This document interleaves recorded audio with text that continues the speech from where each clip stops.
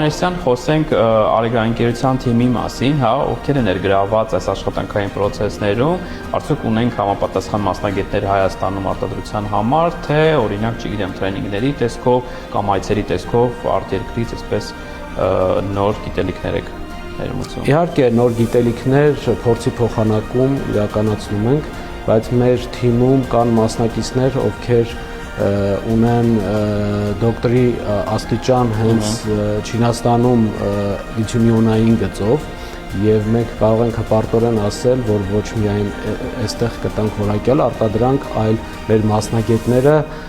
ամբողջ աշխարհի մասշտաբով կարող են գիտությանը ինչ-որ օգուտ տալ, որն էլ կստեղծի երկրի համար հավելել արժեք։ Այո։ Հրաշալի է։ Այ խոսենք պոտենցիալից արտահանման, արդյոք Արեգան առաջիկայում հա դիտարկվում է որպես արտահանման այսպես product։ Այո, այս պահին մենք աշխատում ենք հայկական շուկայի համար, բայց